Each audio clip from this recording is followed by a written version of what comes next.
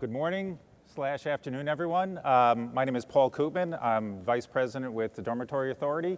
I'm going to be your moderator for this panel on understanding current New York State procurement processes and procurements and projects. We have a great panel with you today. The state on an annual basis spends billions of dollars in both commodities and construction expenditures.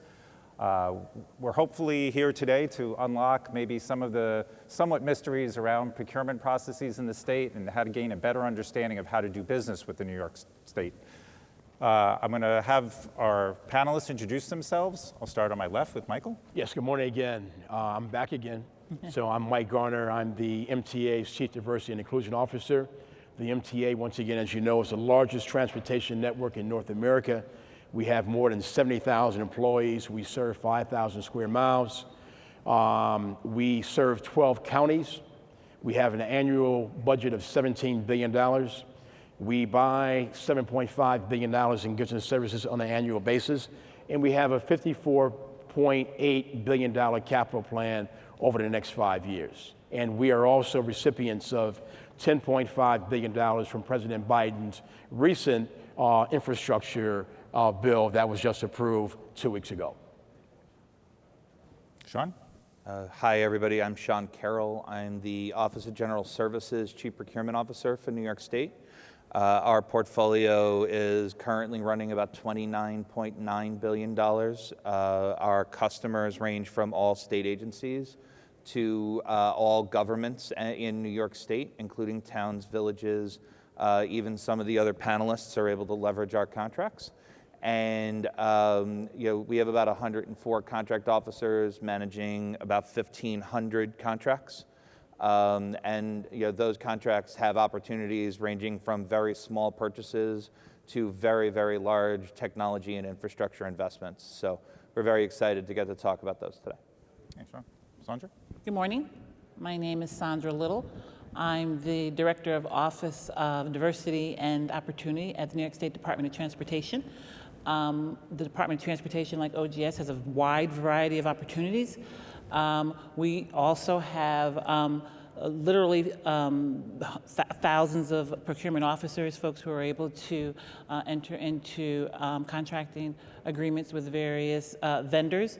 Our vendors do surprisingly range from IT vendors to, we have a lot of professional services vendors, as well as your typical construction related vendors. So we're happy to be here to talk about the opportunities. Great, thanks.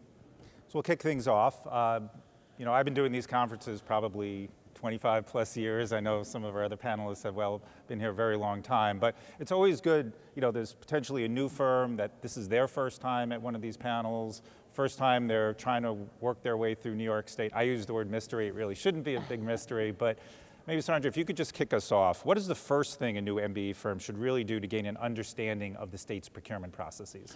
So I think the first thing a new firm should do is take a look at, it's on, I believe, the website, New York State Procurement Rules and Guidelines. It's a New York State Office of Information Technology Services guide to general procurement rules, policies for procuring any goods and services in New York State. But for me, I think it's really important that you understand the procurement process of the agency that you're looking to work with. We all have we all have to abide by basic procurement laws, but we all have different ways to gain entrance to our procurement services. We do have a procurement office for commodities, and then we also have the traditional bidding process. We have 11 regions across the state. There are 11 different separate procurement offices, if you will, across our agency. So, I won't go into detail about how we operate, but I think if you're going to, if you have an idea of what agencies you want to work with, you should really get to know who their procurement officers are, where their offices are. Who is responsible for the commodities, if you're a supplier, if you're a contractor, figure out that process, and you should be good to go from there. Michael, you want to pick up on that as well? Yes, so I agree with everything Sandra just said, but I tell you that the MTA, we make it a lot easier. And so what we do is that we have quarterly new firm orientations. So if you're a newly certified MWBE firm, we will then bring you in, and we'll have each one of our MTA operating agencies there to tell you about what opportunities are coming down. And then you will have the opportunity to meet with the key decision makers at that forum, and then you schedule a follow-up meeting. And there's a portal that we have that you will go in and register. So when there's an RFP or bid process that matches your background, you will automatically be sent a RFP. In addition to that, we have pre-RFPs and pre-contract meetings where all of our primes are there. At that forum, it's very important for you to be there to tell them that you are a great company who happens to be certified as an MWBE firm, and you're going to assist them in achieving the MTA's MW and DBE goals. And so ours is focused, it's intentional, because we want to make sure that we allow you to navigate the difficulties of the MTA, because we are 6 different operating agencies in one, under one setting. Sean? Sure. So those are tough answers to follow. What we do is make sure several things, and the advice we give to people as they come into the market is 2 things. First of all, scream from the rooftops that you're there. Let us know that you're there, right? You know, we all maintain lists. We all use those lists to target procurements. But it's really important that you come in through either our customer service unit or through the specific agency unit where you want to do business, and let us know you're there. Let us know that you're an opportunity the same way we're an opportunity for you. The second thing you want to do is ask a lot of questions. So everybody up here and most of the panelists you're going to see throughout this conference are actively looking to engage minority and women-owned businesses. We're actively looking to engage you as part of competition, as part of supplier diversity. We don't want you to feel daunted by the process. We want to walk you through it. So it is okay to ask those questions, not just to us, but every county has a PTAC, right? They have a procurement training center where you can go and get help for free when you're getting ready to participate. The last thing I would say is it's important for you as a business to know what we buy. Not just how much of it we buy, right? But what we buy. So all of our current contracts, all the things we are currently buying are posted to the website. So in addition to being categorized correctly and making sure you're getting the right solicitations, we encourage you to look at what we're buying now, how we're buying it. Is there an opportunity for us to do a better job of buying it by working with you? And those are really the 3 things we suggest right out of the gate that people do when they get certified, and frankly, even before you get certified. If you're considering doing business with us, we encourage you to take those steps right away. So I just want to say that I heard of best practice here. I did fail to mention that we do have WorkSmart New York outreach sessions, similar to what Mike described in terms of offering training opportunities for how to work with the Department of Transportation. What we don't do is we don't bring in newly certified businesses on a quarterly basis to teach about our procurement processes, but I love the idea and I thank you. Thank you for that best practice, and we definitely will be trying to incorporate that. But if you see WorkSmart New York anywhere, and if a webinar pops up in your email, it's from the New York State Department of Transportation, and it's attempted to give you information about the things we're talking about. You know, and a previous point that was made of understanding who your client is, making sure that you understand what services that we buy, doing research about what our weaknesses are and what your strengths are, and matching those is key. So for example, when we shut down the system in order to disinfect all of our subway trains and stations during COVID-19, we had the ability to award over $100 million to minority women-owned firms during that period, because just because there was an emergency declaration did not mean that M&W and DB firms need not to apply. But what you don't want to do is reach out to us and say that you have 3M masks, and then we refer you to our buyers, and you wind up with a $10 million contract to supply 3M masks because you said you had it in this country. And then 30 days pass, no mask. 60 days pass, no mask. And then your story then changes from, well, you're trying to get them from Vietnam, but you said that you had masks here.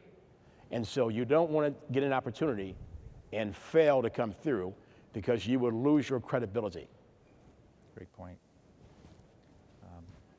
I did fail in my case in terms of, as a moderator, I do want to just mention, because Sandra mentioned the best practices that on the feedback loop event site, there is the ability to post best practices, as well as if you have questions, if we have time at the end, we'll try to take a few questions. So I would encourage you to jump on that site, and if you do have questions, certainly to ask.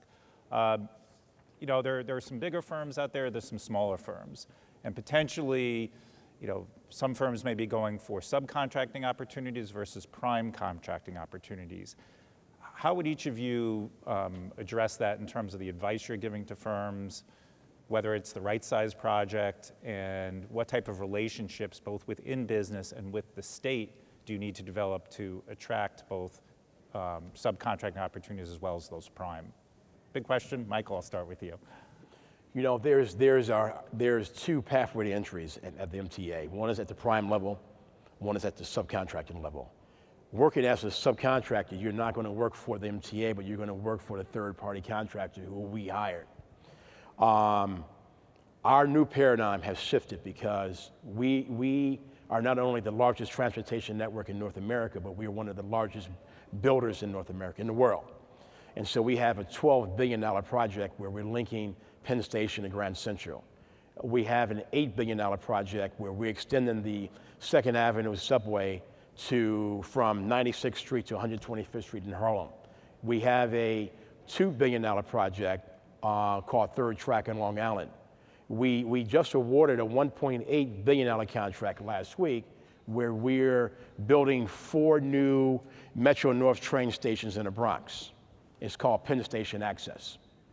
These are very, very sizable contracts, and the prime contractors who we have, they not only form a joint venture, they formed a tri-venture. So their bonding qualifications would be accepted by the MTA. That being said, that the average subcontract is $500 million. I don't know of too many MWBE firms who have the ability to work on a $500 million contract because your resources are just not there. And so what we started to in fact do is create smaller packages where we're debundling projects from $3 million to $24.9 million, and we're actively going out and recruiting minority-owned businesses to bid as primes. Because if the MTA is ever going to afford you the opportunity to grow and develop, it's going to be on prime contracts and not subcontracts. So that's our new paradigm in creating smaller packages and debundling and recruiting you to come in to bid to us as prime contractors and also prime consultants. That's great. Sean? So my advice to vendors is always to be who you are. If you're big, be big, and if you're small, be small and know that about yourself, right? So what I mean by that is when you see a large project advertised, even if it is way outside of what you normally do, it's really important to go to the pre-solicitation meeting. That's because you don't know how many different ways a prime might want to cut the project up, right? So where there are big opportunities, you guys should be there identifying that you have the ability to be a small part or a large part or the entire part, depending on who you are. We encourage people to think bigger than what you're selling right now. We usually encourage you to look for projects and commitments and commodity commitments that are 200, 300% of what you're doing now, but not 10,000% unless you have the resources to capitalize on it, right? You want to take projects that are bigger than you are now, but you want to take projects that you can capitalize for, deliver on, and be very successful on, because that's where you're going to build your reputation. There's also a huge opportunity for you to be who you are when you ask questions, So when I put out very large commodity contracts, there's an opportunity for you to ask questions about how it's being awarded. Maybe you only represent a small piece of those commodities. There's an opportunity to say, is this being awarded in part? Is there a chance for me to be awarded part of this contract? And if not, who are the big players so I can get my commodities and my services listed with them? So we just encourage you to really know who you are as part of the process. And we encourage you to definitely think big, but understand that you're going to get lots of chances to succeed. You may only get one chance to fail. So when you're thinking about what size project to take on something that it allows you to grow, but doesn't push you towards the edge of that cliff of being able to deliver or not deliver. Excellent. Sondra?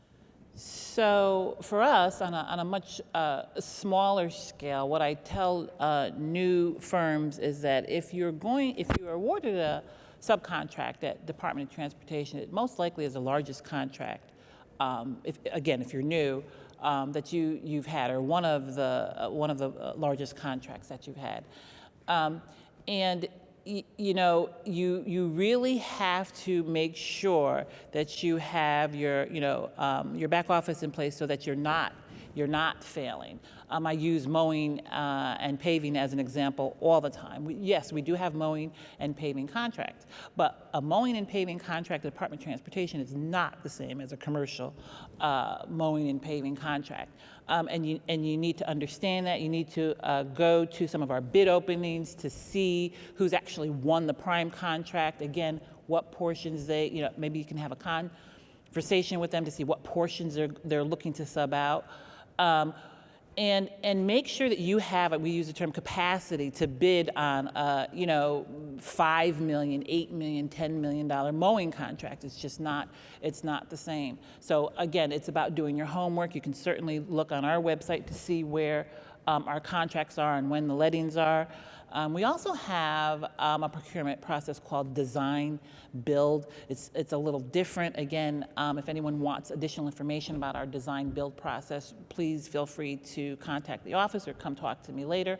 But with our design build process, you want to remember the term shortlisted firms. You want to look on our websites to see who those shortlisted firms are. Again, if you're getting information in your inboxes from WorkSmart New York, we send out a lot of information on who the shortlisted firms are. We have outreach sessions so that the subcontractors can meet the shortlisted firms and learn about the opportunities that they're willing to share. So I guess for Department of Transportation, one thing is to remember is that our contracts are not 12, they're not 12 billion, but they certainly are, we find for new folks who are certified, they certainly are the biggest contracts that a sub has had in their portfolio to date. So, a little bit of homework can never hurt. And I think our contact information will be shared a little bit later. And that was, Sorry, go ahead. that was a very important point, because during last year's legislative session up in Albany, the former governor signed off on a new law that says that any capital construction project that exceeds $25 million must go design build. And so it is very imperative for you to understand that new concept. And as owners, we're making sure that there's MWBE inclusion on both sides of the equation, on the architect and design side, and also on the contracting side. Finally, do not accept a contract in which you cannot make money on. So you may say, well, this is a $5 million contract, but if it's going to take you $6 million to finish and complete it, guess what's going to happen? You're going to be out of business. So make sure you do your research, make sure that your pricing is aligned, and make sure that you can be profitable with winning a large prime contract or a subcontract. Sean, go ahead. Can I add also, just real quickly, so because I do primarily commodities and services, there is another side to that. There are projects that are $25,000, $50,000, $500,000, and $1 million across state agencies and across governments, right? Remember that every school district has to make purchases. Every town and village and city also has to make purchases. So when you're thinking about yourself as a subcontractor or as a prime, You may just make hinges, right? That may be your expertise, in which case you're always going to supply those to bigger projects. But you may provide a service that you're not ready to be a prime at 100 million or $1 billion, but you're ready to be a prime at 100,000 or $1 million. Don't shy away from those, right? But remember, if you started as a sub and firms made you part of their team and brought you on and helped you grow, when you mature to be a prime on those contracts, remember that you also have other folks in this room that need you to do that for them. So when you're building your pricing and you're building your strategy, you have the opportunity to take yesterday's opportunities that made your company stronger and turn them into today's opportunities for the folks you're going to meet at this conference.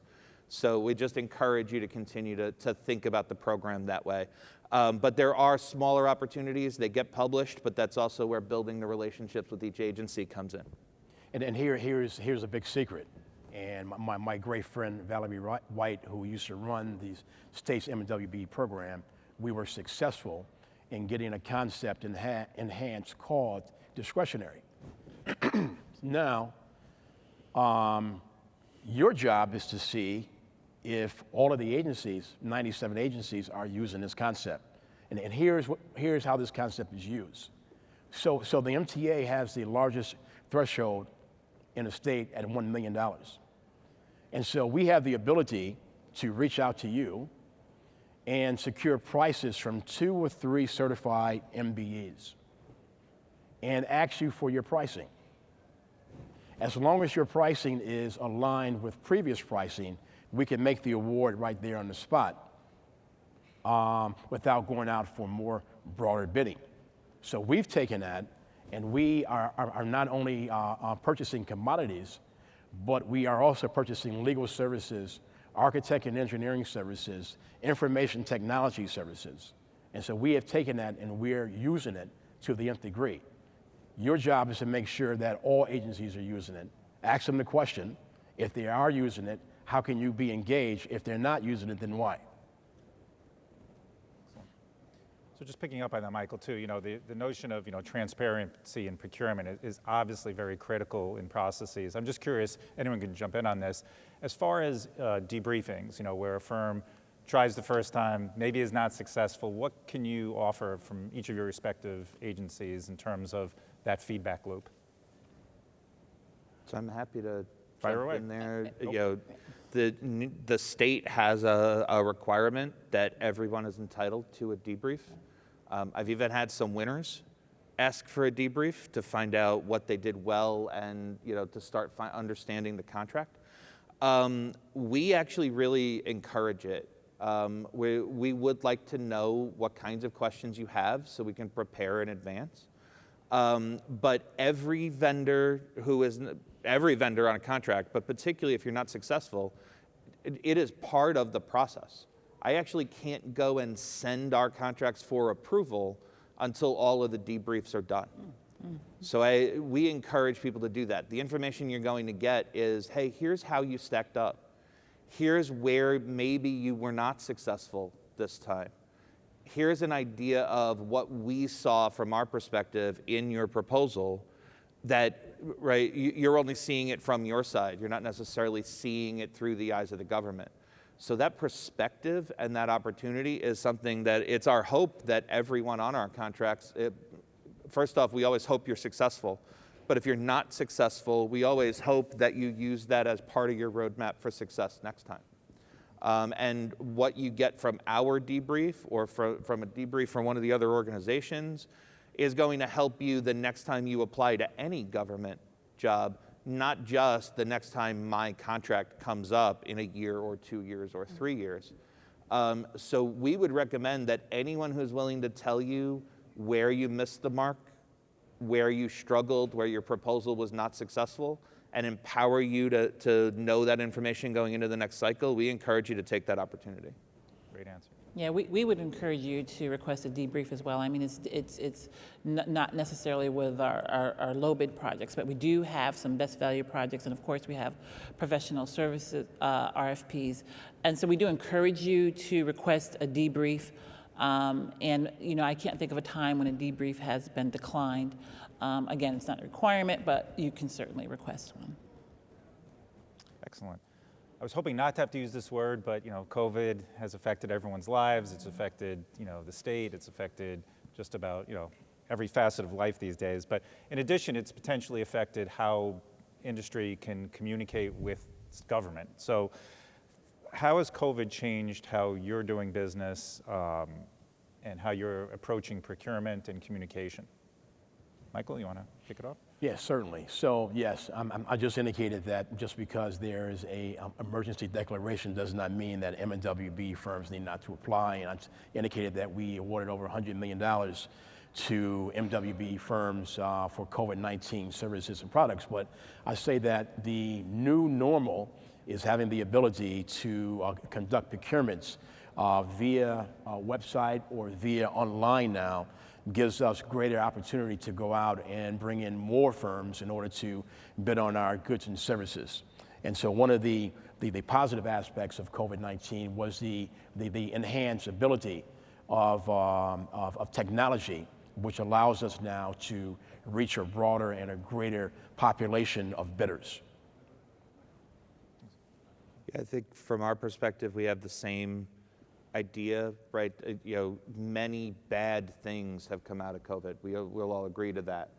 But let's not waste that crisis, right? As our offices move to more electronic engagement, as we move to things like even the Procurement Council now, which sort of governs policy and talks about procurement across the state agencies, are now online. They're more easily accessible. So we're doing a lot of video meetings where you may not have been in Albany or you may be in the field doing a job. You can now participate in some pre-bid meetings. You can participate in meetings with buyers remotely, right? So all of those travel costs, all of those costs of engaging with the state government, now you can put into your business and into developing your business and meeting with the right people. So that leveraging of technology really is one of the big opportunities. The other is, we don't know today what we're going to be buying in 2 years or 3 years, right? So many of the big companies out there had the same trouble pivoting that the state had, right? Or that the government had. We had to learn how to do that.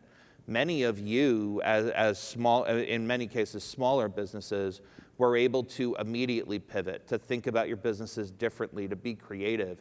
And we're going to need that level of problem solving as we discover new problems that are the long-term result of COVID. So we look forward to you guys helping push us in that direction, letting us know what you've innovated, and also holding some of your bigger counterparts in the marketplace accountable for innovating also. So we're looking forward to that being at least one good thing that comes out of it. Excellent.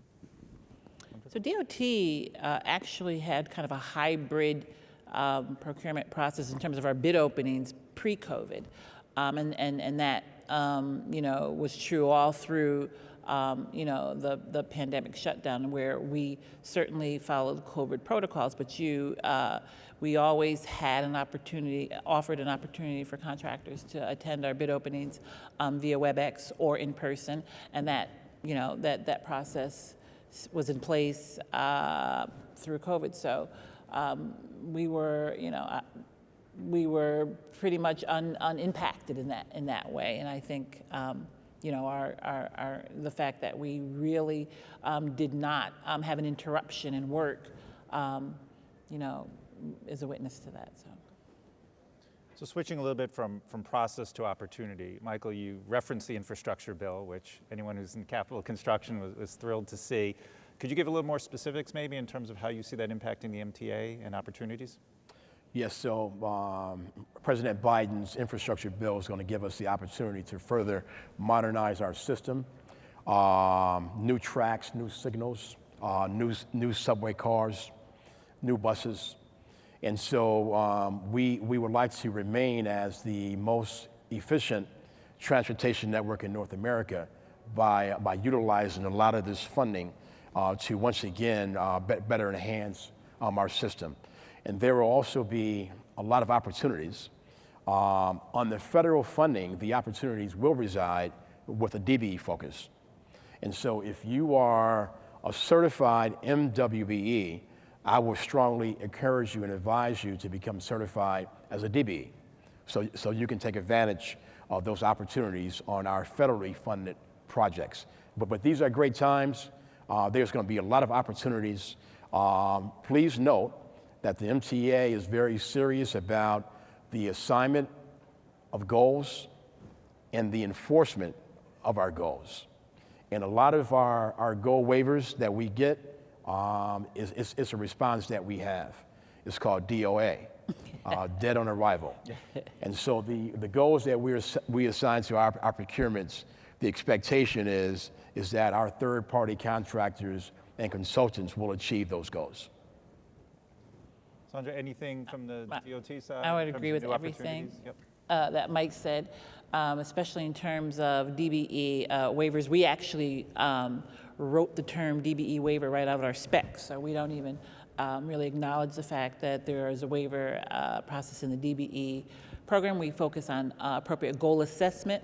But what I want to talk about briefly here, and I don't want to, again, go into too much detail, but what we find, or what we are finding, is that there is significant opportunity and significant interest in workforce development. So not only in the agency's workforce development, but the contractors' workforce. There's a lot of funding, a lot of programming centered around increasing the skilled workforce. So we, right now, as I sit here to date, I have just received in my inbox 2 notices of grant awards for workforce development throughout the state. So that's huge for us.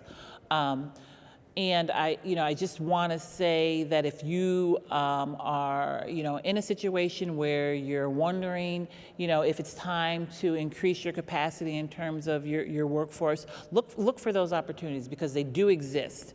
And we are finding that we're even having to ramp up in order to be able to take advantage of the opportunities to recruit, to train. Training is huge.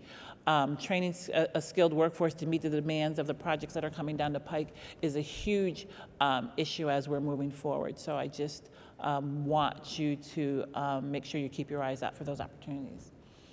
Just from a process standpoint, the time for you to start thinking about these projects and asking questions is now, right? Not just when they're fully designed and implemented, right? You want to be asking questions now. Part of the process of working on a project that is partially or federally funded is there are some federal requirements that will be on there, right? So this is a great opportunity to reach out if you're in that construction kind of space or in the support fields that are going to support those contracts. You want to be reaching out and talking now and doing the prep work now. If there are federal requirements or federal mandates that you have to meet on your job, you're going to want to understand those now and build those into your next 12 months, your next 18 months of process. So when these opportunities come to market, and I'm sure some of yours are going to come sooner than that, right? But when these opportunities come to market, you want to be able to seize the day. You don't want to be then chasing around whether you meet the requirements. So again, like we said, we encourage you to be talking to us now about those kinds of opportunities so that we can get you connected with however those are going to work and whatever the requirements might be. Sean, this is specific to you because people would be amazed probably what OGS buys on an annual basis, both in the dollar threshold as well as the variety. But are there new technologies the state is looking at where there's a new vendor coming into work in the state and say, geez, I didn't know the state bought that, or things that you could target, again, looking to the future? Sure. So on the technology front, we are always struggling as the government to be caught up to the new technology and ready to access the technology that comes next. So what are we buying? We're buying an awful lot of software as a service. We're buying a lot of cloud services.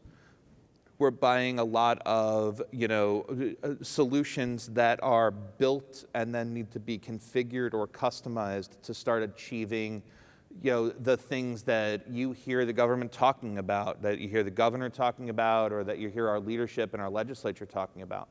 right? So when we talk about making sure that we're prioritizing the environment, when we talk about making sure that we're doubling down on our MWBE commitments and our social equity commitments in procurement, how we track that, how we engage with vendors, all of those sorts of things are going to be major components. At the end of the day, if you're in the business of a technology that is going to help us serve our customers, the taxpayers, better, or you're in the business where you're going to be able to allow us to be more efficient, to put more money into programming rather than the back of the house administration of money, those are the kinds of technologies that are going to push you right to the forefront, right? And a lot of our cloud contracts now allow you to partner. They allow you to have your the brains of the operation, but also to host it on a big cloud provider and to partner with a security person. We are going to be spending an awful lot of time talking about cybersecurity and cyber hygiene with vendors. We really want, we know even if you're small, we want to be paying attention to, do you know who wrote the code, right? Were they part of your team? Did somebody else, did a third party look at the code and validate that it's not going to be, a risk to the state or to the state's data? A lot of that, if you're in any of those spaces, there's plenty of room on our contracts. Actually, a lot of our contracts can add resellers at any time. You don't have to wait for a set opportunity. So we encourage you guys to reach out to OGS. I know there's a question about our website. It's www.ogs.ny.gov/procurement. And if you can't find the opportunity you're looking for or the information you're looking for, there is a customer service number there and a customer service email. There are real people that work that phone number and real people that respond to those emails. And if you can't find it, please tell us so we can connect you with the right information. Let me tell you, he used a key word, and that key word was reseller. So let me give you a quick 2-second story. So we buy a lot of hardware, printers. And so we went to HP and we went to Dell, and we indicated that we wanted to maximize New York State's 30% MWBE, and we want you to extend your special discount pricing to New York State certified MWBE resellers, because it doesn't really do us any good if we send a purchase order to Austin, Texas, and they ship 1,000 boxes to us. Let's issue that purchase order to a authorized reseller. They'll get more business, they'll hire more staff, they'll pay more taxes. It's a win-win for everyone. So one said yes, the other one said no. The one who said no, we called them back the next day and told them that we were taking all of their business and giving it to the other company. They called us back the next day and said, we're in. And so it is, and I don't understand how sometimes government will allow sellers or companies to dictate to us how they're going to sell their products to us. No, we're going to tell you how we want those products sold so everyone can benefit in the marketplace. So we have about a minute left. There is a question, Michael, about the MTA's Penn Station Access Project and how to go about bidding with prime contractors. Do you want to just touch on that real quick? Yes, so the lowest responsible bidder will be announced in a very, very short period of time. And once that bidder is announced, the audience can reach out to me or Tracy Mitchell, who's sitting in the audience also. And we will have some major DBE outreach sessions in the Bronx to make sure that we are attracting Bronx-based DBEs and other DBEs, because the Bronx is the third poorest county in the country. And so we want to make sure that Bronx-based businesses are going to benefit from this mega project that's being funded by President Biden's $1.2 trillion infrastructure bill. And so if you send me an email, I will keep you aware of who the prime contractor once the joint venture is announced. And that's simply mgarner, MGARNER, @mtahq.org. Once again, mgarner @mtahq.org. Well, I see our time is flashing here. I want to thank our panelists today. They provided a wealth of information. I hope everyone got something out of this. You definitely should have. And again, look forward to